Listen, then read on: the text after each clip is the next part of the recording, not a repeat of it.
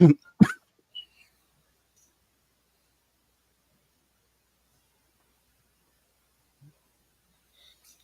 to do the same thing. I forgot to get my papers, man. Oh man, got got to have all the supplies to make a high nigga pass. Shorty. Got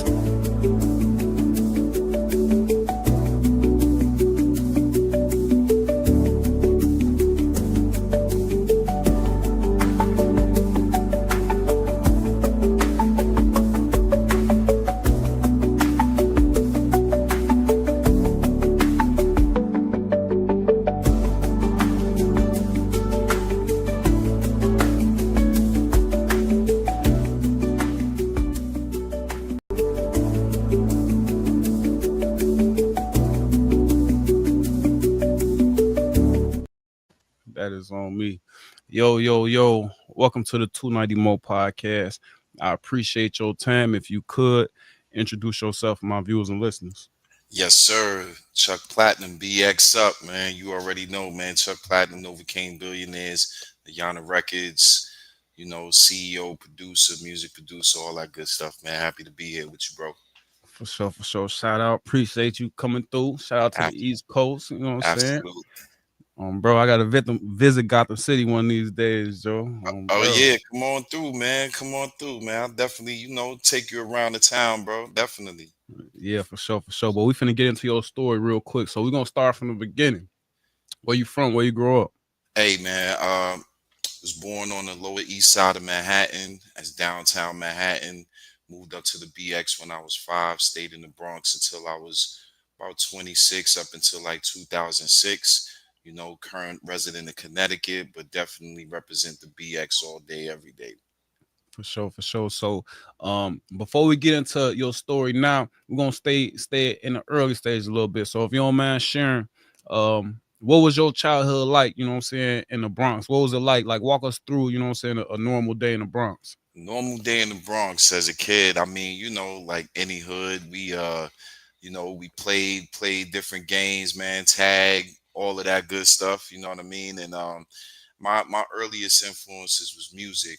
Mm. Early on in life, my father's a DJ. Shout out to my pops, DJ Butch SOS. So music was always in my household. My mom, um, big music listener. She actually was DJing for a little bit too. Oh, Rapping, that's writing dope. bars and stuff like that. You know what I mean? So Mm. music was always a part of my household. So we just, in the Bronx, regular hood stuff, just growing up, doing different things in the hood, being bad kids, but being good ones at the same time, going to For sure. school, doing the things that we did. But yeah, growing up in the Mecca of hip hop, I grew up in the Fordham section of the Bronx, which is the east side of the Boogie Down Bronx, and hip hop started over there on the west side, right up Mm. the hill. So I was real close to the proximity of 1520 Sedgwick Avenue where hip hop started. So the culture's all in me. Mm-hmm. Facts. For sure, for sure. So, with you being right there, where the culture started at, Mhm. um, talk to me about your aspirations as a shorty. Like, what you seeing all this stuff, was it always music, or did you know what I'm saying, want to be a doctor, lawyer, hooper? Like, what was your aspirations as a shorty? Yeah, when I was when I was a shorty, I started off wanting to be a lawyer. I don't know why I picked wanting to be a lawyer, but started off wanting to be a lawyer. But when I was real young, I used to watch my pops DJing, and I just caught that bug from there, seeing the Technique 1200s, real loud music in the crib, and that just caught the bug. So when I was like 12, I used to go to my pop's house a lot on the weekends. Mm. So he used to work third shift. So when I come to his house, I used to come to his crib early in the morning, and he used to just get up, turn the equipment on, and go back to sleep. So one day I did this mix with Jade, Don't Walk Away, a cappella, and Positive K, I Got a Man instrumental, and it woke him up out of his sleep. And he said, "Dan, you really got something there." So he started, teaching me how to DJ right there on the spot. And then Mm. after a while, he was doing gigs. He was doing a lot of gigs when, in his 30s and stuff like that. So I used to go along with him, carry the equipment, learn how to hook things up. And then I started doing my thing as well. So, I was involved in the Boys and Girls Club, but I was also in the streets a little bit. So my mom, when I'm she a seen Boys and Girls Club alumni as well.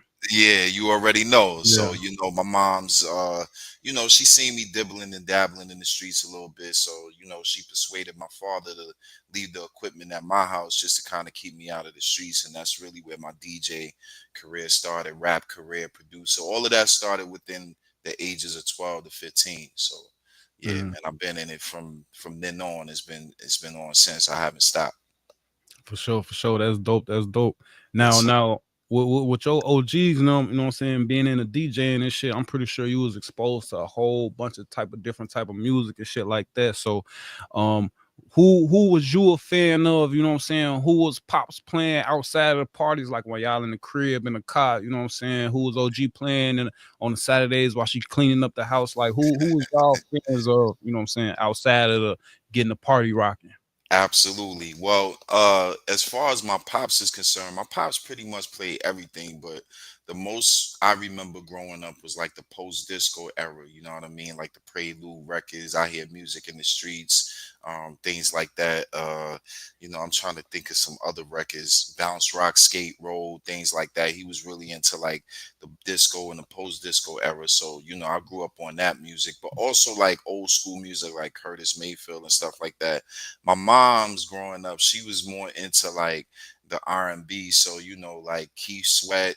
Well, let's go back even earlier than that. So, like the Spinners, the Isley Brothers, things like that. And then she started getting into 90s R&B heavy, like, Keith Sweat, R. Kelly, when R. Kelly first came out, you know, um, different artists like that. So, she was big on the 90s R&B wave, Babyface, stuff like that. So, she started listening to that. She wasn't really into rap music until she started seeing me get into it. But, Mhm. as far as, the music like that, it was a heavy R&B household with me and my mom's and, my pops with the post disco and house music as well. My pops is big. He's a house DJ. That's what he does. You know what I mean? So Mhm. house music was definitely a part of my growing up too. Mhm. Facts. Now being a DJ, you know what I'm saying, that's an important job, especially in the industry that you're in, you know what I'm saying? Like Mhm. in some situations they may be more important than the artist just because, you know what I'm saying, they might have equipment, the records and stuff like that. So Right. why what do you remember what exactly made you choose to rock the mic instead of just keep, you know what I'm saying, staying on the DJ route? You know what I'm saying? What was it that made you make that decision instead of, you know what I'm saying, I'm gonna just be the next biggest DJ, you know what I'm saying? What made Yeah. you be like, I want to rock this bitch instead? Absolutely. So, as a kid, you start dibbling and dabbling in different things. So I was just kind of fortunate to have the music around me all the way around. So I told you about my pops, but getting into rapping, my bro, shout out to my bro Prince Newkirk.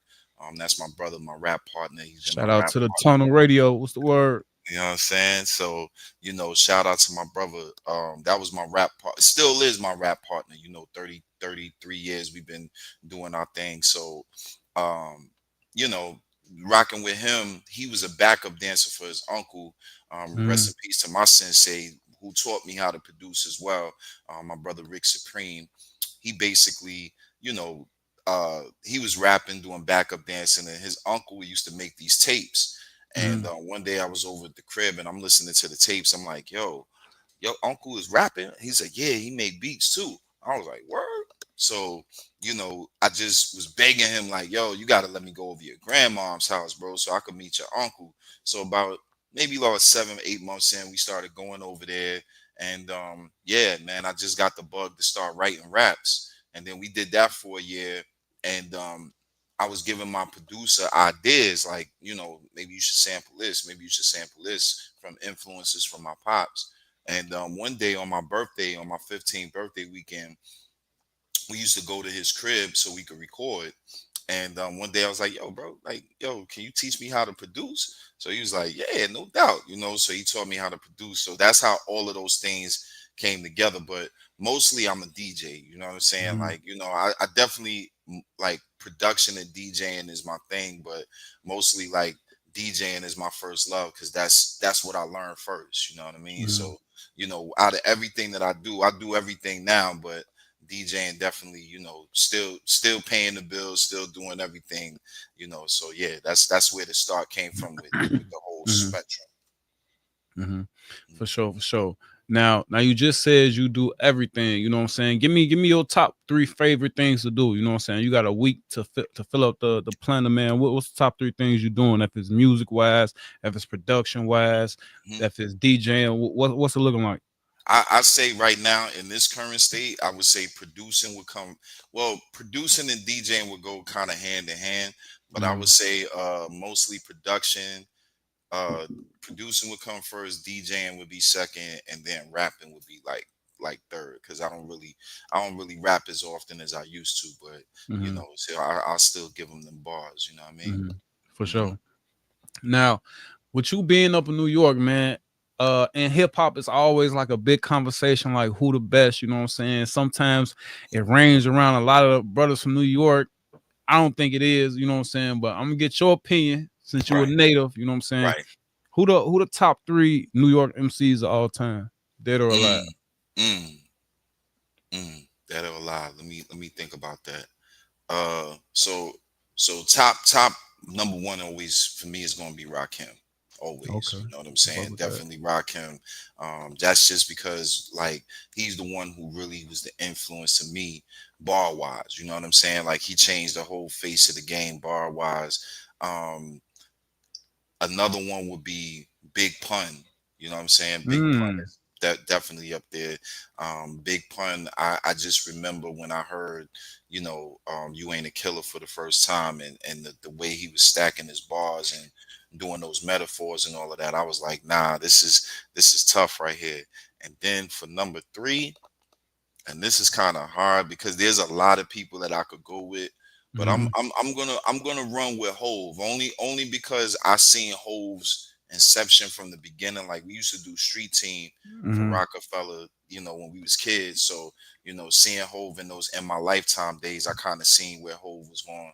Yeah, I mm-hmm, never knew he was gonna be a billionaire, but I definitely knew he was gonna change the game with his rap style. So yeah, I give it mm-hmm.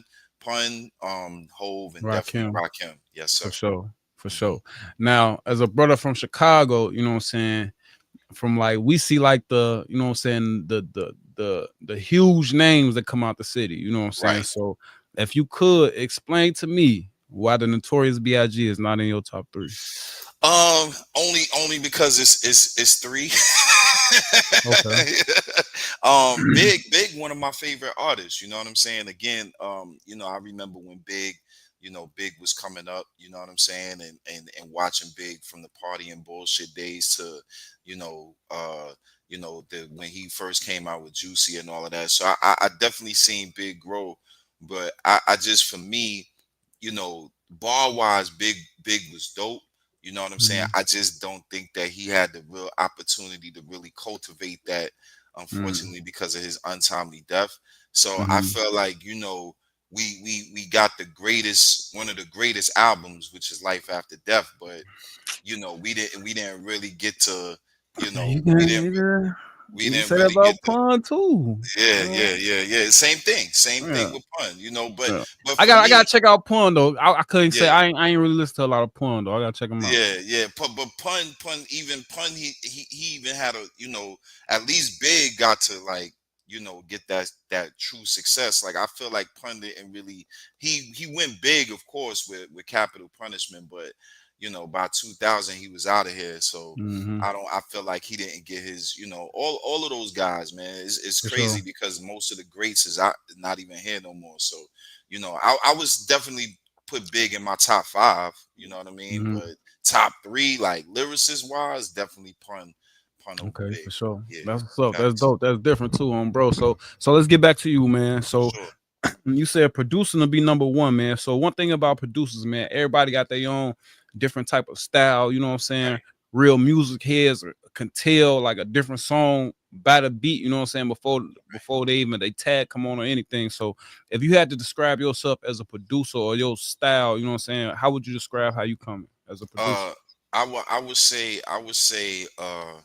if I was in comparison to anybody, um I would say like I'm probably like like 2000 to maybe 2006, yay. You know what I'm saying? Mm, Like with heavy with the soul samples, stuff like that, and like a mixture like a Just Blaze, because I like obscure samples. You know what I'm saying? I mm. like using things. I like chopping things up.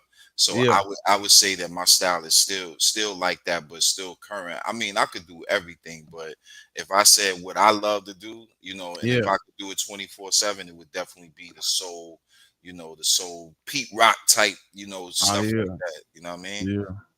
Yeah, Facts.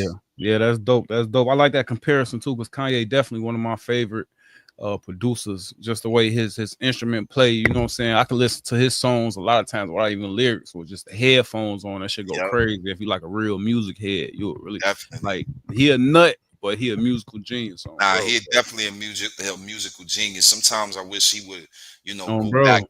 go back to that kind of On style. bro. I mean, I like the creativity and things that Yeah, he's doing, but yeah. yo, that old like Slum At, Village and all at of that least like Kanye. my dark twisted fantasy, you know, Yeah, at let's get least, really, That's at least, that's you know what I'm actually saying? my favorite. Yeah, Besides late registration, yeah, that's like, yo, my dark twisted fantasy is Kanye's hands yeah. down his Go best work. crazy. Facts. Yeah, for sure.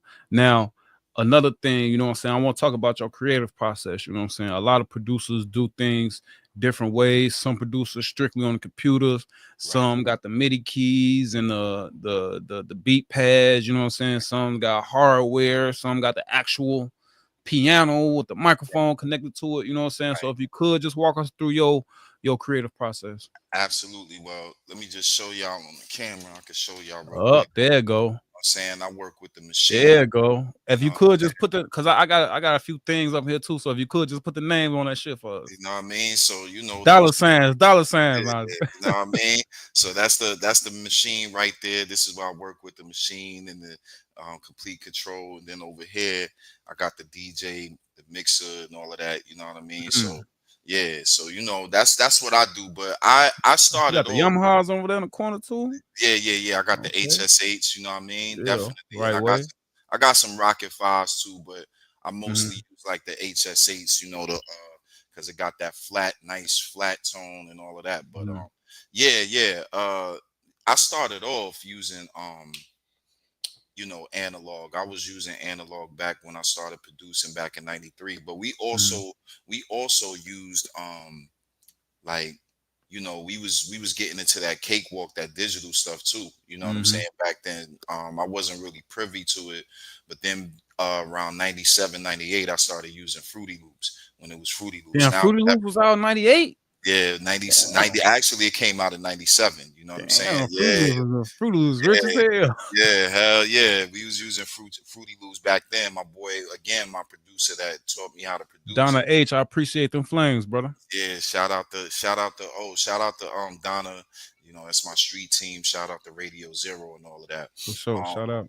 but yeah, I started using Fruity Loops then, and I started using Fruity Loops because I was always kind of tech savvy. So using the boards, like we was like using tapes back then. You know what I'm Mm-hmm. saying? So it was like, okay, now we get into the digital era. I used to be on AOL and I used to do these waves in the chat room. So I was editing the waves and all that. And I'm like, man, we could do this with beats. So when we discovered Fruity Loops, it was like, oh, this is it. I was making like 100 beats. You know what I'm saying? 200 beats, Crazy. stuff like that. I was going crazy, especially Right. like when my daughter was born.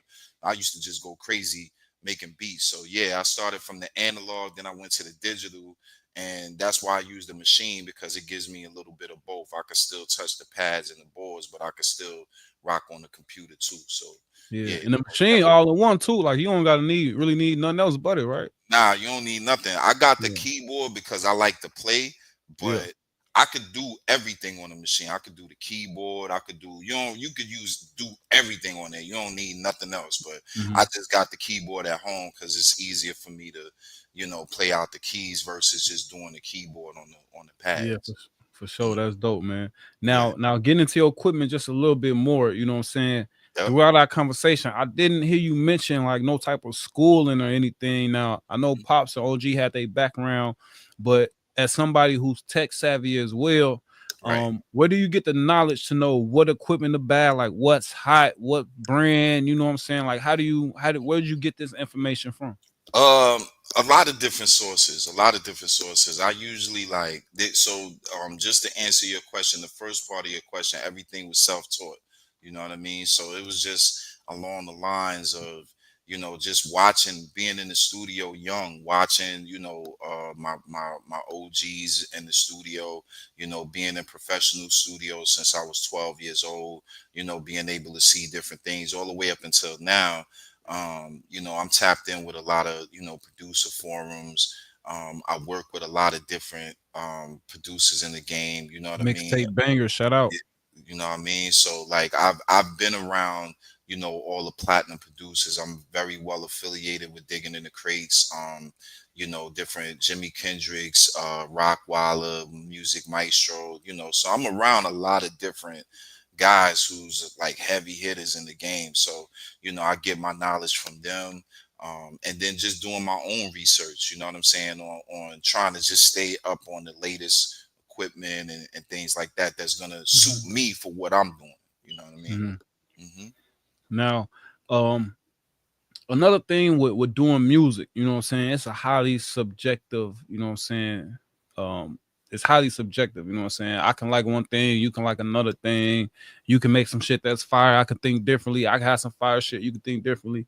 Right. When you're working with a client, man, Hmm. is it a letdown when they're not happy with the first product, or are you okay with, you know what I'm saying, like constructive criticism, going back to the drawing board to make the client happy, or are you more like trying to convince them that what you got is fire? It depends on the situation. I've been really fortunate to deal with people that trust my ear.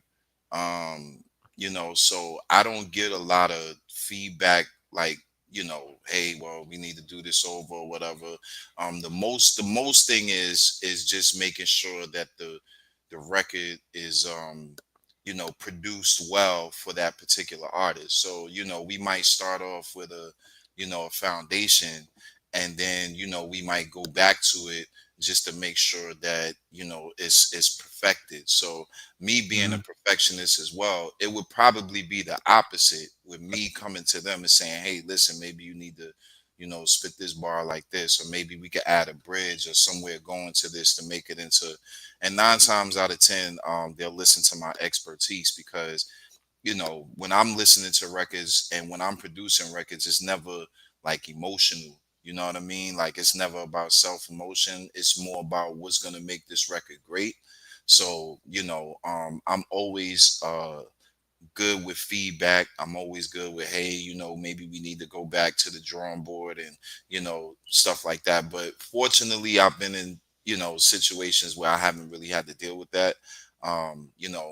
Because I'm one who studies the people that I work with. So, by the time you work with me or I'm working with you, I pretty much know where we're going, and then where I could fit Chuck Platinum style into what you're doing. mhm. Now, another thing I want to ask you, as somebody else who's self-taught, you know what I'm saying? I got my own little setup in here for my art and what I do, you know what I'm saying? Right. Uh One thing I like to ask different creators is, you know what I'm saying, what you having everything right there at the palm of your hands. Do you ever go to the studio or invest in studio time, or you know what I'm saying, go just to go? Like, do you ever have a need to ever go to the studio? That's a good question. That's a real good question. I only go to the studio for other artists. You know what I'm saying? Like, real talk. Like, when it come to me doing things, I haven't really been to the studio for myself in probably like maybe like 10 years. And the only reason I did that was because I was doing a feature, and I was doing a song, and the feature, shout out to my brother Corey Guns. When he did the Shout feature, out. he wanted to come to the studio, and we met at the studio to do the feature.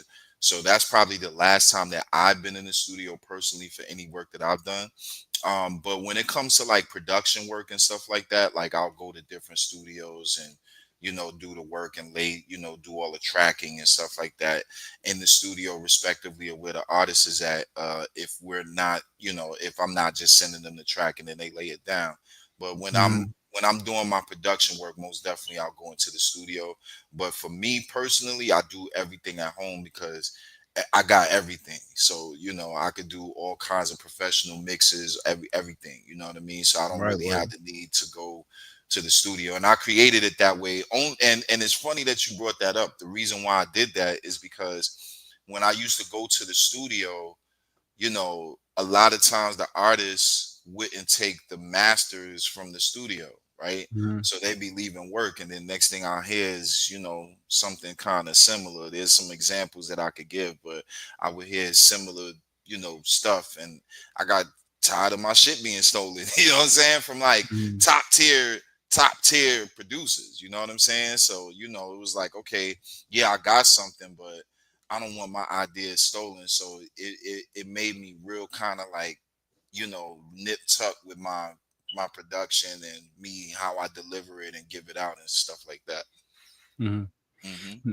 Now, a little earlier, I asked you for your three top artists out of New York. You know what I'm saying? Another Right, thing New York is famous for, they got some famous ass DJs. You know what I'm right. saying? So give me your top three DJs. You know what I'm saying? DJs out there.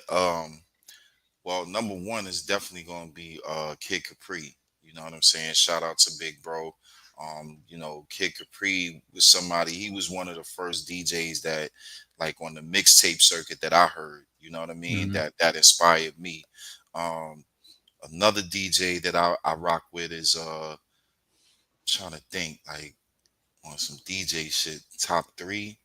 Um, Old school, new school, dead or alive. Jay Uh, Walker, what's the word? Shout out to my guy Walk. Let me see, Kid Capri. I could say DJ. Shout out to DJ Boogie Blind. You know what I'm Shout out. saying? DJ Boogie Blind. He's another one. Shout out to him. He's nasty with it. Mhm. And damn, like another DJ, really like I don't know, man. Like, I mean, because there's DJs that's good. It's different DJs for different things. You know what I'm For saying? sure. Like, they got like the mixtape DJs. You got, like, if you're talking mixtape DJs, I would say like a Ron G.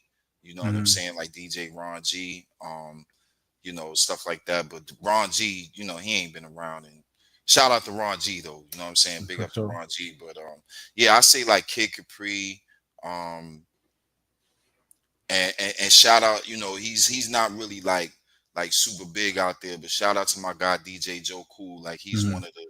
he's one of the dopest DJs I personally know. So definitely my man DJ Joe Cool. He worked with the beat miners and all of that. So shout out to him. That's what's up. That's what's up. I got Mhm. a few more questions before I let you slide, Joe. Of So, course. let me ask you this. This is another question I like to ask creators when they come through. Is do you ever get discouraged? Like, do you ever be like, man, I'm finna pack all this shit up, man, and go study for the Never, bar and go be a ne- lawyer? never. Never, because my dream was never based on like getting famous or anything like that. Like it all Mhm. started for me just looking at my dad and like, yo, I want to do that. You know what I'm saying? Or Mhm. looking at my brother rapping or stuff like that. So it's just been a journey, and with that journey, uh, I've did things that I've never thought that I would do in the Mhm. music industry. You know what I'm saying? Just on my own muscle. You know what I mean? So it's never a time that I feel like, nah, I'm gonna pack it up. Actually, I'm kind of scared of that time because I would never ever want to feel like that. So my motive and motion for music is a little different. So I don't think for Chuck Platt, I don't think I could ever feel like that because I feel like there's so much you could always learn. So Mhm. while I'm continuing to be a student, I'm still mastering my craft. So Mhm. it's still a journey. It doesn't stop. Mhm. For Hmm. sure. So with that being said and having those motives, you know what I'm saying? What is your goal? You know what I'm saying? What's your goal to get up out this shit? Like when it's all said and done and you sitting back in your rocking chairs and all Yeah, your shit packed up and right. what do you hope it to look like? What do you hope your Uh, complete project to look like? my legacy, my legacy is gonna be remembered as somebody who definitely put their stamp in the game. who made a lot of different contributions and did it his way. You know what I'm saying? Did it a way that, I didn't have no major back end. I didn't have any kind of really, belief factor. Like, to be very honest with you, like, people believed in me over the years, but like, my notoriety didn't start, progressing until later on in life. You know what I Mm, mean? So I would say when it's all said and done, it's just like, yo, this dude is one of the hardest working dudes that ever did it, because he was just out here just grinding, doing his thing, and just, always into something new. You know what I mean? mm, So hopefully, like, when my legacy is on, I had something to leave my kids, like, and inspire them to continue it on, and all of these companies and stuff that I built, and just continue that legacy on, and that blueprint, mm, that I began. mm. For hmm sure, for sure. So before you go, man, let's just talk about what you currently got going on right now, what you working on, what's coming up, if you don't mind sharing. Nah, absolutely, absolutely. So right now, my current project that's out right now is called The Warm Up. Shout out to The Warm Up. I got a video out right now called Hustler, shot by my guy Earn De Niro. So right now we pushing that. I got a distribution deal with Empire. Shout out to Wally Coyote. Shout out to Steve Ray's. You know what I'm saying, and everybody over there at Empire. So we really pushing that right now. I also got a project series out right now called Beats in the Attic Volume 1 and 2. That's out right now on all DSPs as well. So that's an instrumental series that I'm doing. We doing like a series of 5. Mm, Right now we working on number 3, and I did number 2 earlier this year and released that. So we doing that right now, and I'm just working on a couple of different projects right now. I'm actually about to work with a few artists doing some EPs, like fully produced EPs, just kind of some of my favorite artists that I've come across over the years. I'm doing 5 artists, and we're gonna do 5 song EPs. You know what I'm mm, saying? So I got three artists that I'm definitely doing, that I know that I'm actually working on a project with one of them right now. I'm not gonna say who it is on deck right now, because I don't want to spoil the surprise. I like the element of surprise. But just know that for the New York indie community, this is something that y'all definitely is going to be a surprise, and y'all want to see. We worked together before, but the project is going to be dope. So I'm just working, doing the EPs. Also, I shout out to, I'm part of the Crate Runner DJs. We got a show called the Indie Heat Hour that I do each and every Monday, where it's a mix show that I showcase independent artists, and we got that going on. And also, I got my own radio network as well, Record Breakers Radio, and oh we yeah, yeah, heck yeah. you gonna have to get me on that, guy. Yeah, nah, definitely. I definitely, Yeah, because I need I definitely need more like personalities and stuff like that. yeah. We're developing it. I've been it's been launched since 2020. I've definitely I started off the show doing the Indie Heat show, which was Saturday nights, 8 to 10 p.m. We're coming back September 20th for season 3 of that. And Mm, yeah, man. And then the Rap with Platt podcast I got going on as well. We mm, doing that starting August 19th. So, just getting on my media flow, just doing a lot of content, and yeah. just getting out the shadows, because I'm a quiet dude. So, I like to be in the background, but I'm Mm, noticing more that my fan base likes to see me in the front. So yep, I'm just kind of putting myself out there more. So we yep. got all of those things coming up right now. But the biggest thing right now, check out the warm up. The warm up is self-produced by me, except track number 6, KKT, which is co-produced by my longtime brother of 40 years, my brother Zito on the boards. But that's what we pushing right now. We doing a video for every song on the project, so we can roll it out for the whole year. And then after that, I'll be working on my album, my double album called Timing Is Everything, that I've been working on for the last 6, 7 years. Oh, the detox. Nah. Yeah, no, we ain't gonna do no detox. Promise you that. Promise you that. Oh, oh, sure, man. But nah, that's what's up, man. I definitely appreciate you, man, coming through, sharing Absolutely. your time. I'm serious about that show. You hit me up on the Yeah. gram. Nah, I'll I'm send you definitely. 100 episodes tonight. You can do whatever you want off the strength. No cake, nothing on, bro. I love Just that. for I the love that. collaboration. So, Nah, before you get up out of here, man, let the people know where they can find you on social media, where they can find the music, where they can work with you, where they can get some production, all that good shit. Absolutely. Well, if you want information based, you could start off just Google me, Chuck Platinum. It's only one Chuck Platinum in the world. So you Right could way. Google me. My knowledge panel will come up, all the music, all my videos, interviews, all of that. I always update them and put them in my playlist and stuff like that. So you could look up Chuck Platinum. Everything's gonna come up. And like I say all the time, I'm not Hollywood or nothing like that. You can reach out to me on social media, everything Chuck Platinum, everything Chuck Platinum, IG, YouTube, Facebook, all of that. You could just reach out to me, and let's do it, man. I'm all about the collaboration. It's really not. I'm very very blessed, so it's really not about the money for me. It's really about the collaboration and making great music.